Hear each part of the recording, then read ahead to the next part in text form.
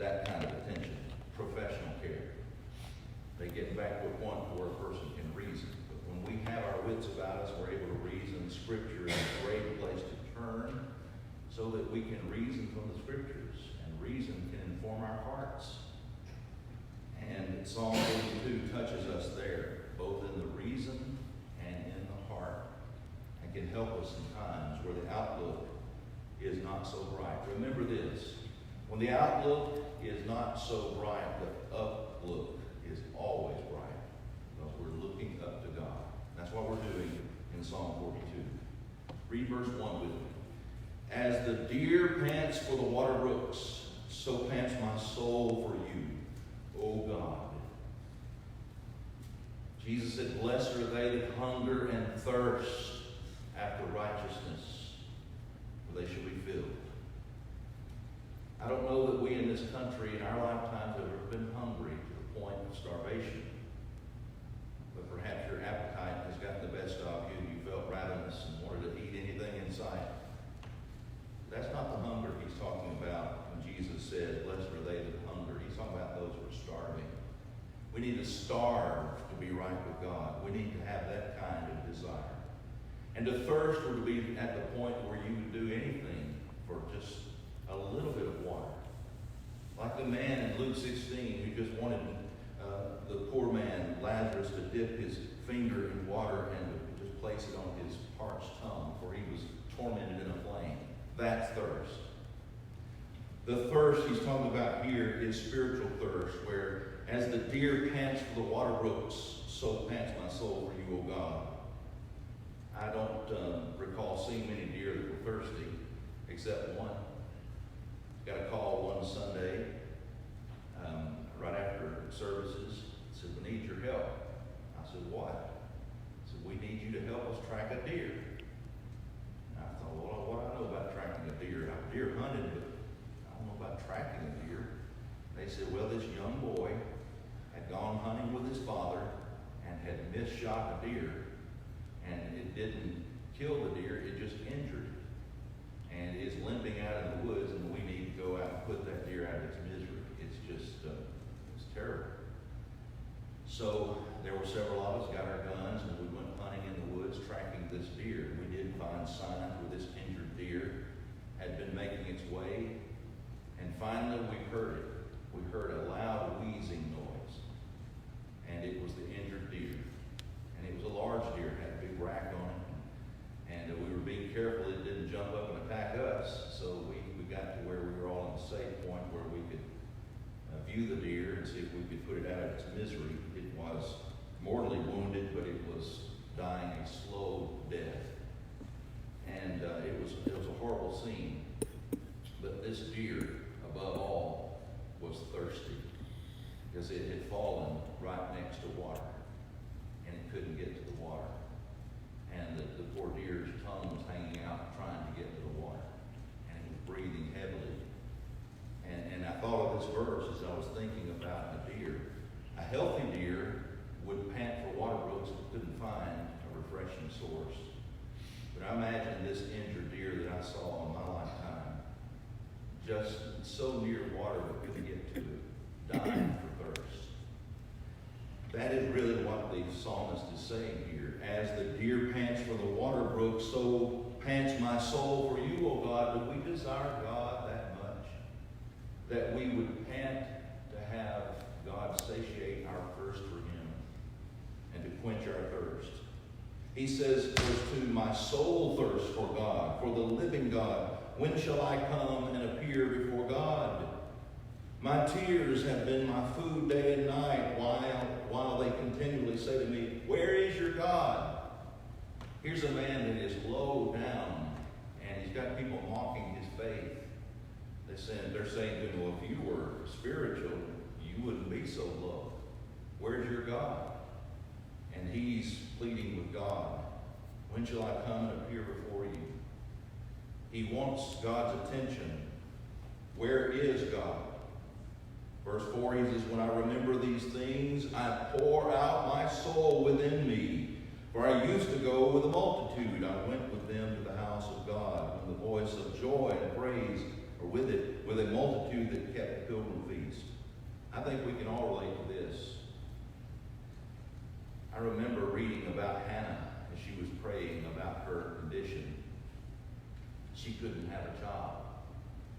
she was moving her mouth silently. And the priest saw her and thought she must be drunk. He didn't know she was praying, but she was talking quietly to God about her problem. She was pouring out her soul. How long has it been since you got on your knees and poured out your soul to God? It may be so long that your knees don't feel comfortable in that position.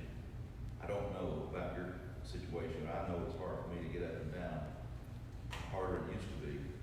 But I know Daniel is a very old man. 3 times a day bowed his knees and prayed.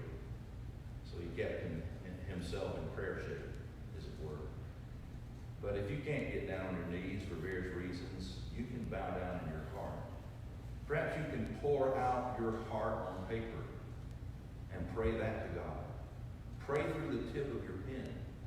Just write it out and pray it to God. Pour out your soul to God. That's what he said. I pour out my soul within me. He used to be where he could go to the assembly, but now he can't go to the assembly. And he feels that. It's going to be hard these coming weeks. We can't assemble with each other like we're used to doing. We've prayed all my lifetime, thank you for the liberty and the freedom to meet without fear of molestation from government sources or any other sources. But that freedom is being taken away from us with this quarantine. And we're missing it now.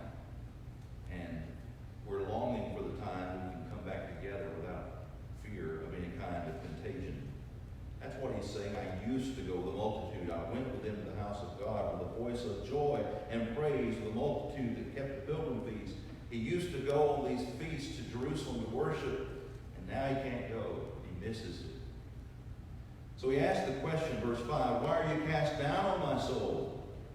Why are you disquieted within me?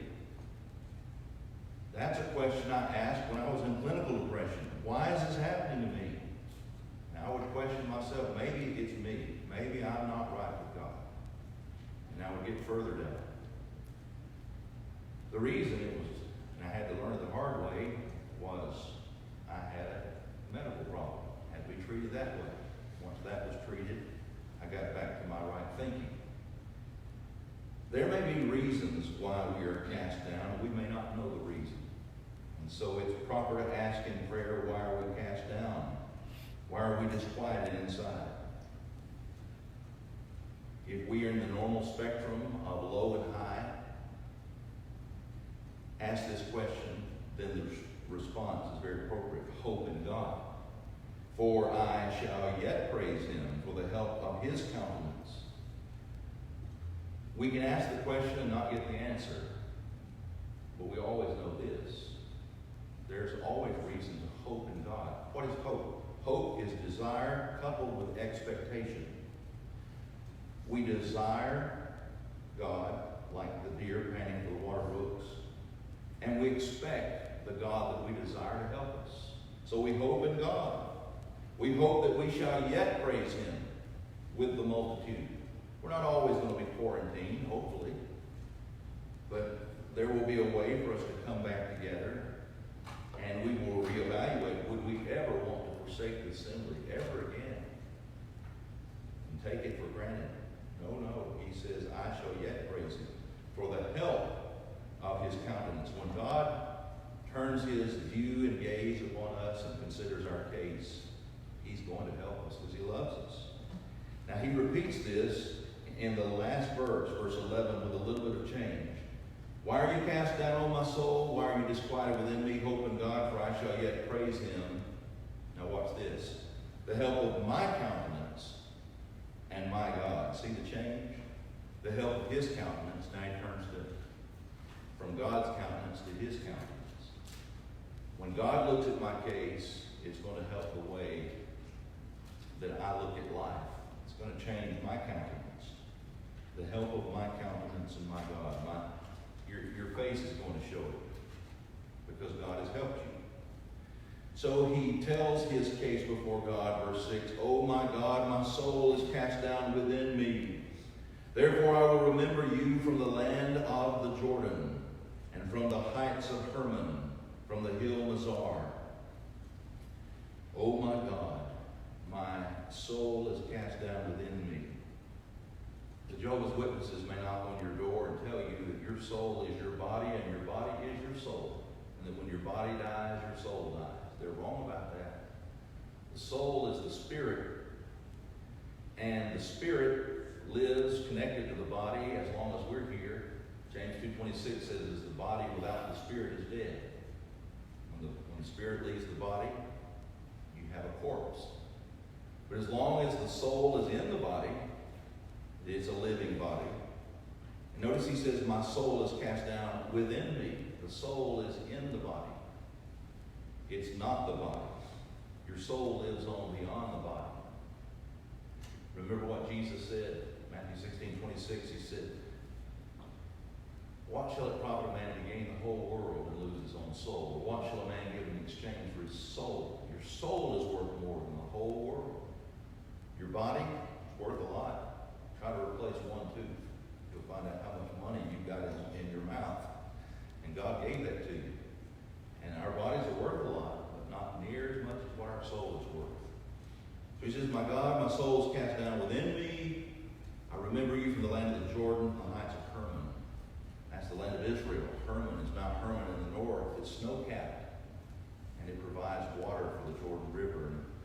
And it gives water for the entire land. Just read Psalm 133. It talks about how Hermon affects the weather over there.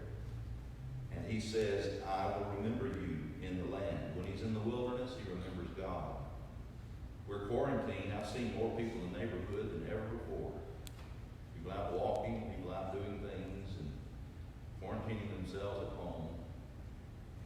But are we remembering God in the quarantine? He says, verse 7, deep calls unto deep at the noise of your waterfalls. All your waves and billows have gone over me. The Lord will command his loving kindness in the daytime, and in the night his song shall be with me, a prayer to the God of my life. He's describing nature as it relates to the feelings of his soul. And he says, all of this may be overwhelming, but I am going to remember my God in the wilderness. When I hear nature, it may be overwhelming me, but I know that God's in charge of the waves. They are his waves. They are his billows. And God can still command his loving kindness, his grace, his mercy, his love. All of this at his command in the daytime, and in the night his song shall be with me. Psalm 42 is a good psalm to read at night. Psalm 23, a good psalm to read at night. Because they're psalms of comfort. A prayer to the God of my life. Do we view God that way? That God